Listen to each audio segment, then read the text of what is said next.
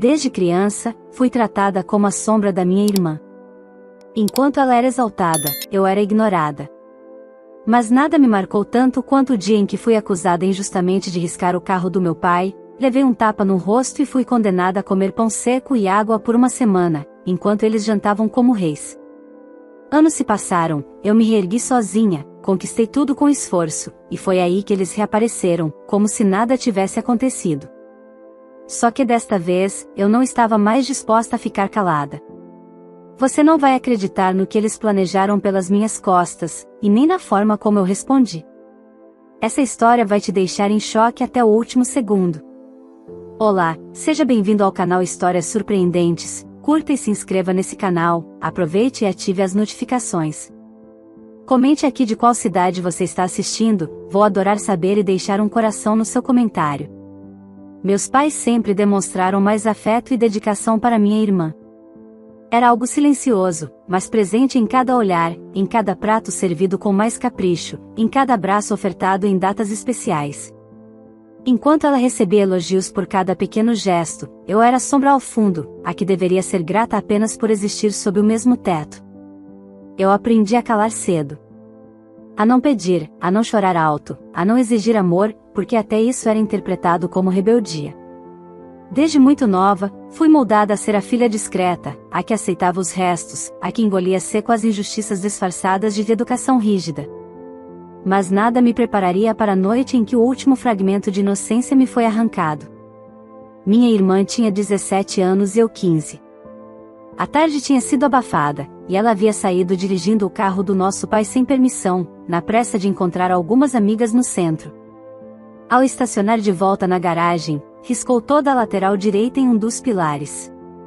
Sabíamos que meu pai valorizava mais aquele carro do que qualquer outra coisa, e ela ficou em pânico. Mas, ao invés de assumir o erro, esperou até o jantar para arquitetar sua saída. Estávamos à mesa, e como de costume, eu servia os pratos.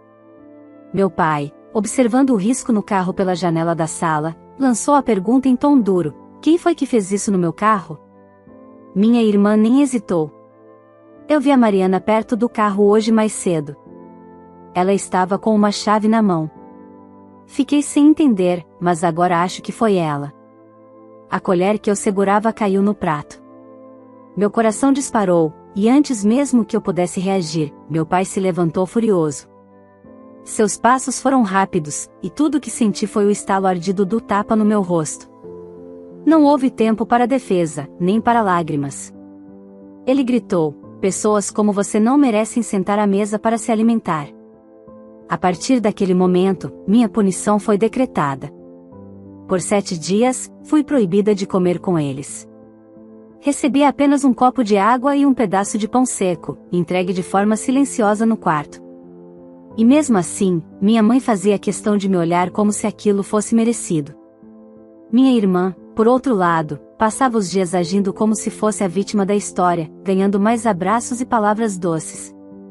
Naqueles dias de castigo, enquanto o cheiro da comida quente invadia meu quarto, jurei a mim mesma que aquilo não seria para sempre. Que um dia eu sairia daquela casa, e nunca mais mendigaria amor de ninguém. O tempo passou e, ao completar 18 anos, saí com o pouco que tinha. Nenhum apoio, nenhuma despedida calorosa. Apenas uma mala, minha identidade e a dor de uma infância rejeitada. Trabalhei em pequenos escritórios, dormi em quartos alugados com paredes mofadas, mas nunca deixei de estudar. A dor me moldou. A raiva me moveu. E a fome, não há de pão, mas há de respeito, foi o que me manteve viva. Com esforço e dedicação, me formei em contabilidade. Era como se, pela primeira vez, alguém olhasse para mim como mais do que a filha desobediente. Eu tinha valor. E isso me impulsionou. 2 anos depois, estava ocupando o cargo de diretora executiva de uma das maiores empresas do estado. Meu salário era mais alto do que eu jamais sonhei, e consegui comprar meu próprio apartamento e um carro que me dava orgulho, não pelo luxo, mas pela simbologia. Por anos, mantive apenas o contato necessário com meus pais e minha irmã. Datas formais. Mensagens frias. Era como se o passado tivesse sido enterrado, mas não esquecido. Nunca esquecido. Então, um dia, recebi uma mensagem em uma rede social. Meus pais e minha irmã queriam marcar um almoço. A justificativa era frágil, temos sentido sua falta que não colava. Algo em mim hesitou. Mas outra parte, talvez a parte ferida, ou a parte pronta para ver o que havia mudado, decidiu aceitar. No dia marcado, cheguei pontualmente. Eles já estavam sentados. O olhar crítico da minha mãe foi o primeiro a me atingir. Meus pais trocaram olhares quando viram o carro que eu estacionei. Minha irmã franziu a testa. Esse carro, é seu mesmo? Ela perguntou, com um meio sorriso debochado. Parece alugado. Meu pai completou, deve ser emprestado. Duvido que consiga pagar algo assim. As risadas veladas começaram, junto de piadas sobre meu cabelo, minhas roupas, minha postura. Era como se os anos não tivessem passado. Eles ainda me viam como a mesma menina de 15 anos, frágil, calada, invisível. Até que a campainha da casa dos meus pais tocou. Um jovem entrou, vestindo uma camisa simples, com os olhos atentos. Era o namorado da minha irmã. Ao me ver, congelou. Arregalou os olhos e, num gesto automático, quase tropeçou no próprio passo. Você? Ele disse. Você é a diretora da empresa onde comecei a trabalhar essa semana. O silêncio que se fez à mesa foi imediato. Minha irmã empalideceu. Minha mãe derrubou a taça de vinho. Meu pai apenas me encarou, como se visse um fantasma. Naquele instante, percebi, a história estava prestes a virar. E eles, finalmente, iriam colher o que plantaram. O silêncio que se formou após a fala do namorado da minha irmã foi quase sufocante. Ele continuou parado, como se tivesse cometido um erro grave ao reconhecer publicamente quem eu era.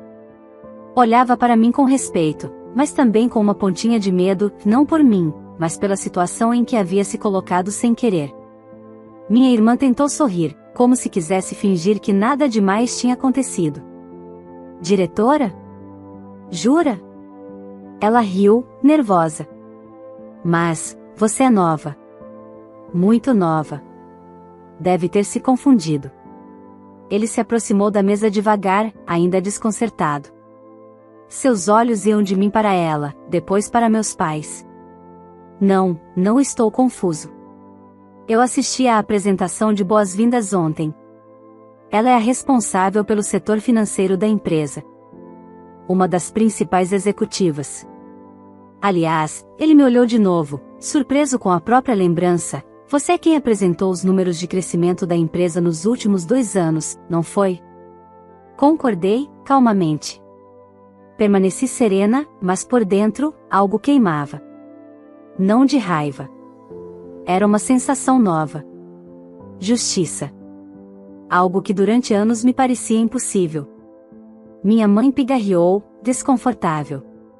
Que surpresa, não é? Ela disse, tentando soar simpática, mas falhando miseravelmente. Não sabíamos que você tinha conseguido tanta coisa. Ninguém perguntou.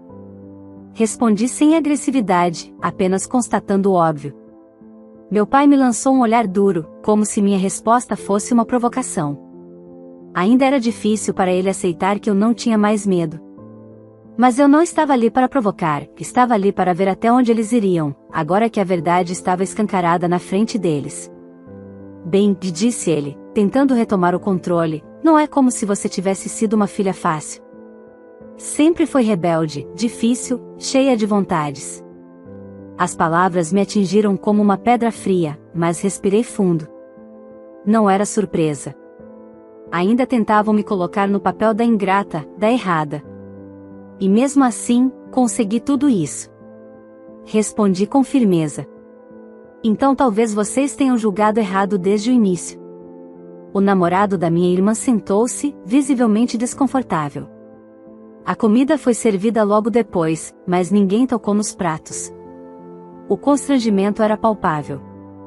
Eu sempre achei que ela exagerava nas histórias, ele murmurou, apontando discretamente para minha irmã. Mas agora, vendo vocês assim, acho que subestimei muita coisa. Ela ficou vermelha na hora. Cala a boca, Henrique. Sussurrou entre os dentes, furiosa. Isso não é da sua conta. Ele a encarou, dessa vez com menos paciência. Não. Então por que você sempre disse que ela era a ovelha negra da família? Que tinha fugido de casa porque era preguiçosa, que dava trabalho e que vivia de favor. Meus pais congelaram. Minha irmã abaixou a cabeça. Vocês nunca contaram para ele o que aconteceu de verdade, né? Perguntei, olhando diretamente para os três. Nunca contaram que vocês me deixaram uma semana comendo pão e água por causa de uma mentira? A taça que minha mãe segurava escorregou da mão e quebrou no chão. Um estilhaço atingiu o pé da mesa, mas ninguém se mexeu para limpar. Os olhos de Henrique agora estavam cravados neles, como se finalmente estivesse enxergando quem eram. Espera, isso é sério? Ele perguntou, olhando diretamente para minha irmã. Ela tentou inventar uma desculpa, mas balbuciava. Foi um mal-entendido. Eu era jovem. Eu, e o tapa. Também foi mal-entendido? Acrescentei, ainda com a voz calma. Porque aquele dia foi a primeira vez que entendi que vocês nunca me amaram. E foi também o primeiro dia em que prometi a mim mesma que mudaria meu destino. Henrique se levantou, puxando a cadeira para trás. Desculpem, mas acho que perdi o apetite. Henrique. Minha irmã o chamou, mas ele já estava se afastando. Me virei para encarar meus pais. Pela primeira vez, vi algo diferente no rosto deles. Não era arrependimento. Era medo. Não porque eu tivesse algum poder sobre eles, mas porque a imagem que construíram para o mundo estava começando a desmoronar. Vocês queriam um almoço de reconciliação? Perguntei. Então me digam, estão preparados para me olhar como eu sou agora? Ou ainda veem a menina de 15 anos a quem podiam humilhar sem consequências? Eles não responderam. Nem precisavam. O constrangimento e o orgulho ferido falavam por eles. Mas aquela era só a primeira camada de uma verdade muito maior. A visita inesperada, a reação de Henrique, o incômodo deles, tudo isso era apenas o começo. Algo em mim dizia que aquele encontro tinha outro propósito. E que eles não estavam ali só para matar a saudade. O almoço havia terminado há 2 dias, mas o gosto amargo ainda pairava sobre mim. As expressões deles, o silêncio desconfortável, os risos forçados diante do meu carro e, claro, o choque quando Henrique me reconheceu como diretora, tudo aquilo ainda girava na minha mente como peças de um quebra-cabeça mal encaixado. Mas havia algo pior que o desconforto, a intuição. Aquela voz insistente dentro de mim dizia que o encontro não tinha sido apenas uma tentativa de reconciliação. Meus pais e minha irmã não mudaram do dia para a noite. Eu sabia disso. Eles não davam ponto sem nó. Foi então que, no meio da minha rotina na empresa, enquanto revisava documentos no fim da tarde, alguém bateu suavemente à porta da minha sala. Era Henrique. Vestia o uniforme da empresa e trazia uma expressão hesitante, mas determinada. Oi, você tem 1 minuto? Concordei e fechei a pasta diante de mim. Ele entrou, fechou a porta e se aproximou com cuidado, como se aquele ambiente exigisse outro tipo de comportamento, mais sério, mais direto. Eu devia ter falado isso antes, começou ele, nervoso, mas depois do almoço, eu senti que precisava te procurar. Isso não pode ficar engasgado. Me ajeitei na cadeira, em silêncio. Ele precisava dizer, e eu precisava ouvir. Na semana passada, fui buscar a Fernanda na casa dos seus pais. Cheguei um pouco antes, e enquanto ela se arrumava, fiquei no carro, com os vidros abertos. A janela da cozinha também estava aberta, e eu ouvi uma conversa entre seus pais e sua irmã. Ele hesitou, talvez tentando poupar palavras que já doíam por si só. Estavam falando sobre você. Sobre o plano, como chamaram. A ideia era te convidar para um almoço, fingir arrependimento, fingir saudade, e durante esse reencontro, convencer você a financiar um carro novo no seu nome. Fiquei estática. Não havia surpresa. Apenas a confirmação do que meu instinto já gritava. Sua mãe dizia que bastava agir com doçura, que você se comoveria. Seu pai falou que, com o seu histórico de crédito, o carro seria aprovado em um piscar de olhos. E depois, depois eles não se importariam em pagar. Se você ficasse com a dívida, problema seu. Engoli seco, o estômago revirando. Henrique continuou. Fernanda riu e disse que você provavelmente nem questionaria. Que faria tudo quieta, como sempre fez. Meu peito se apertou com aquela lembrança.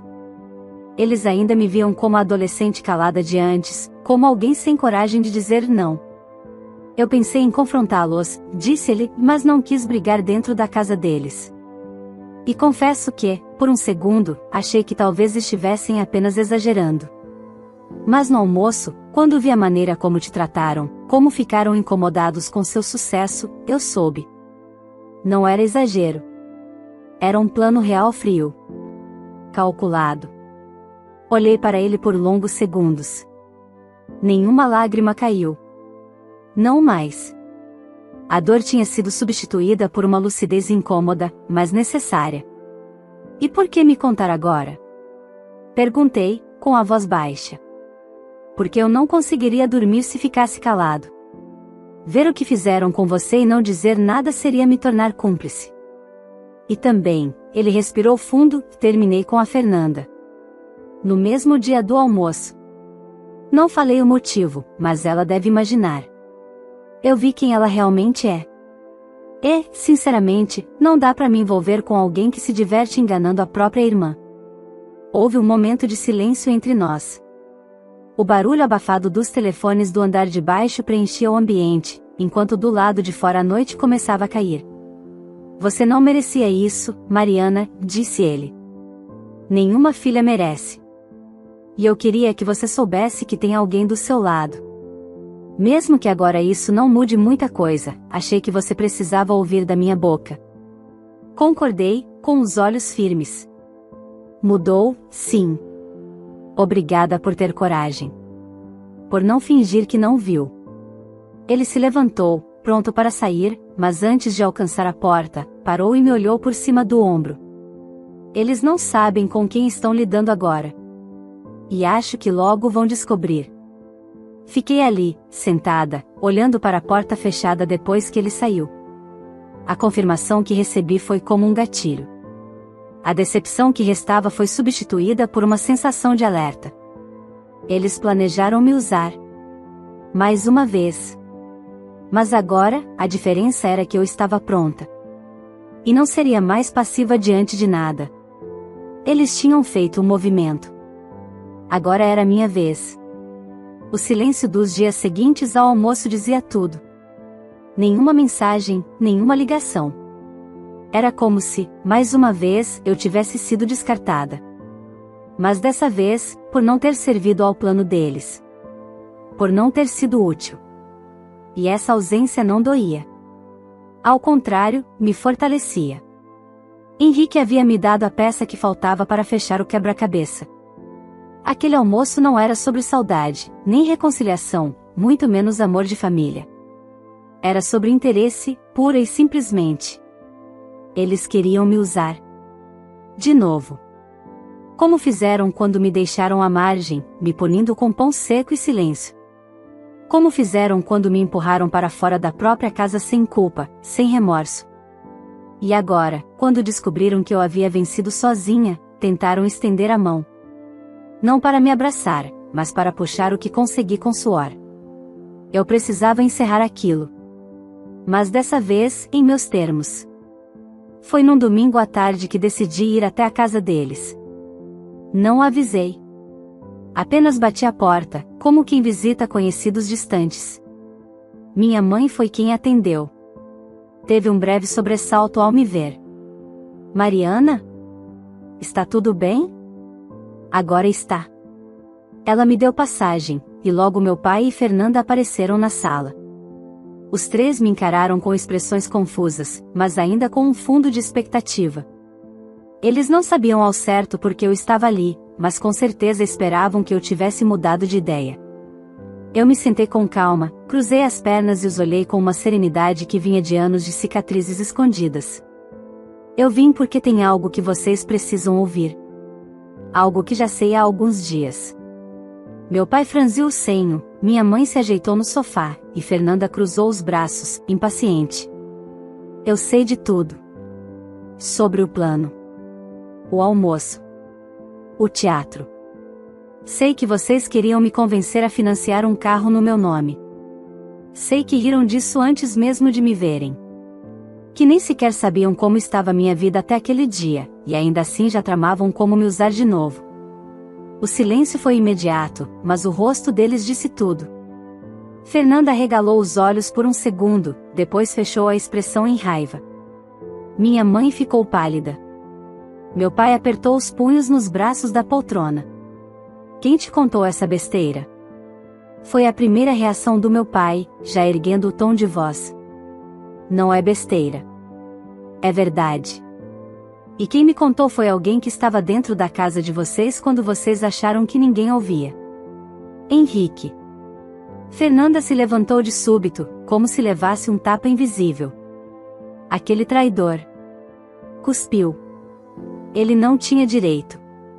Ele teve dignidade, rebati, firme. Coisa que vocês perderam há muito tempo. Minha mãe tentou intervir, em tom manso, falsamente ofendido. Mariana, está tudo fora de contexto.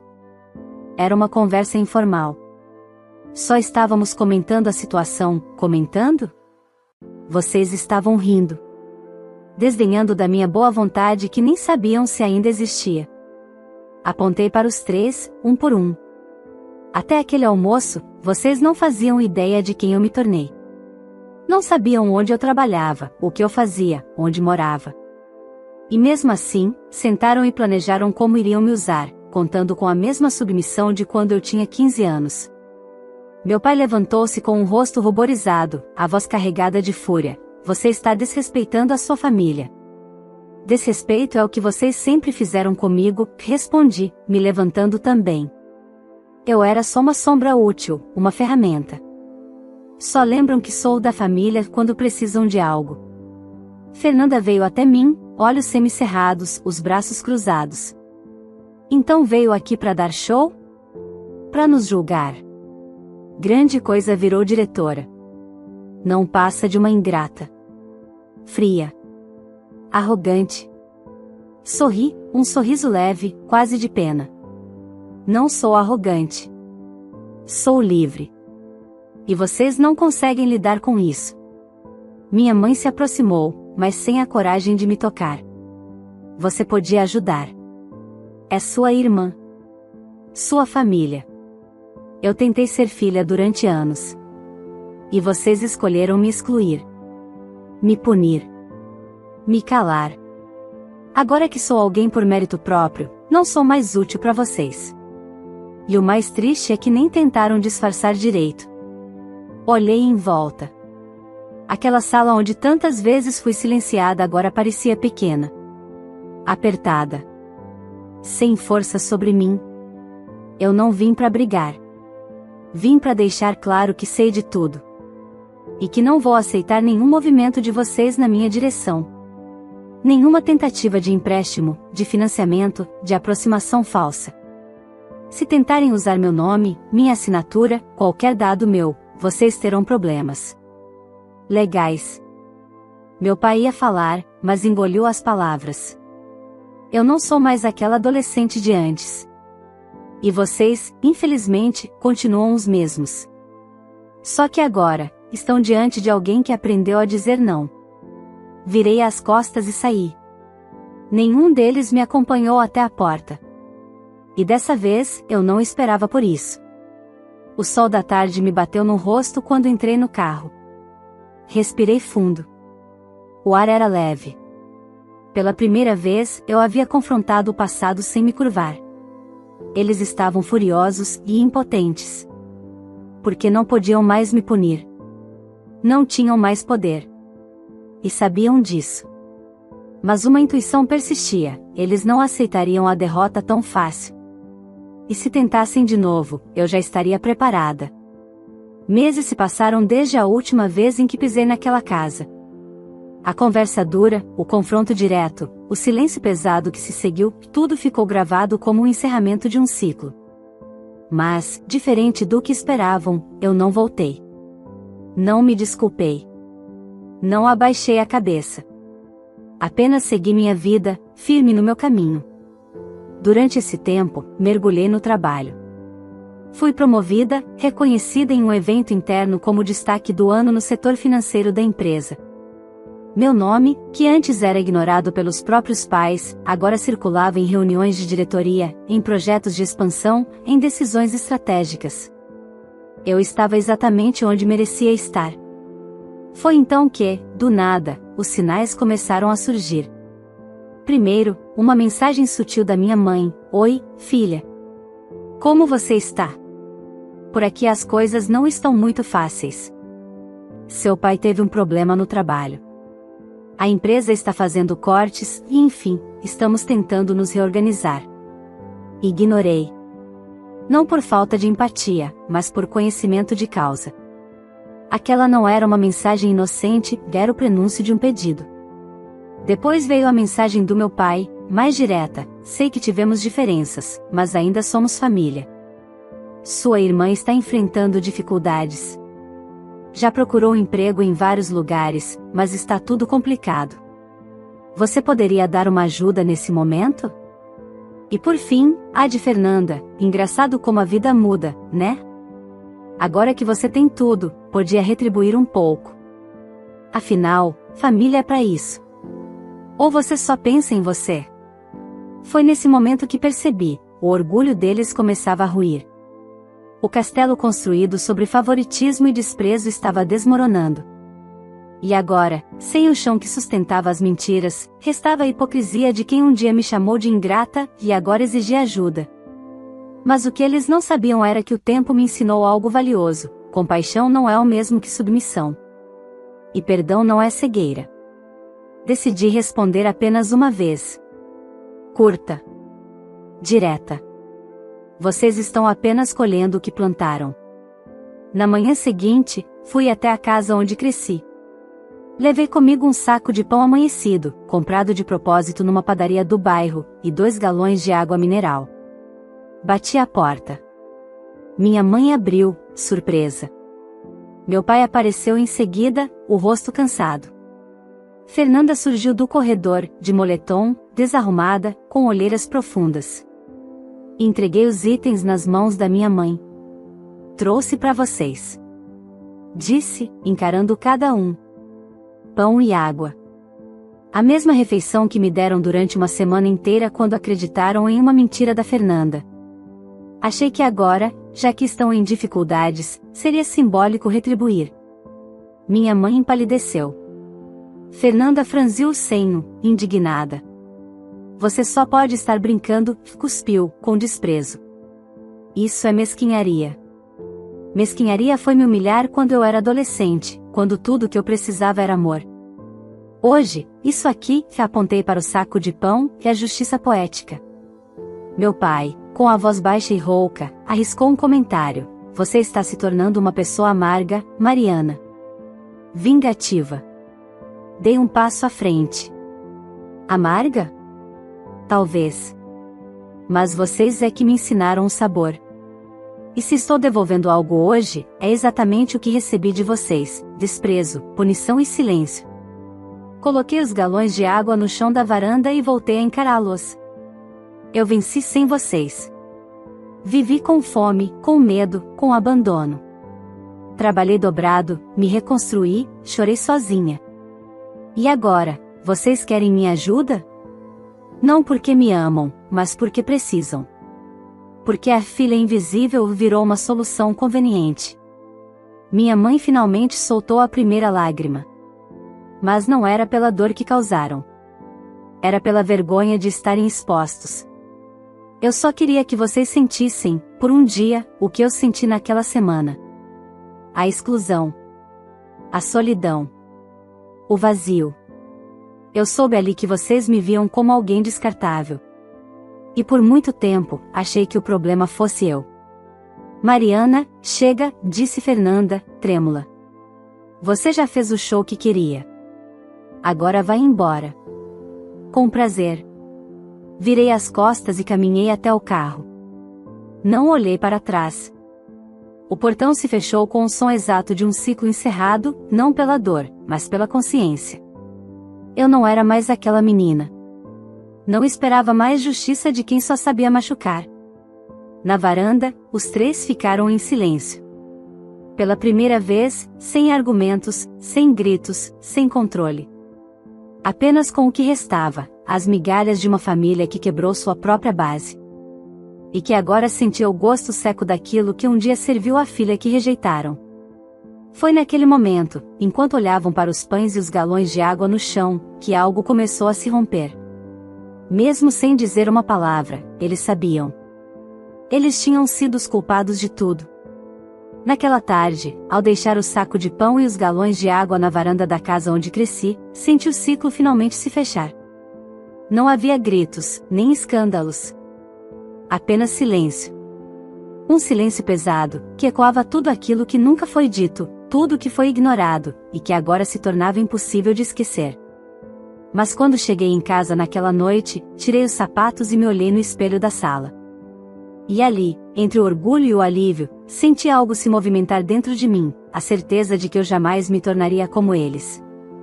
Por mais que tivessem me machucado, por mais que tivessem virado o rosto quando eu mais precisei, eu não carregaria o mesmo veneno.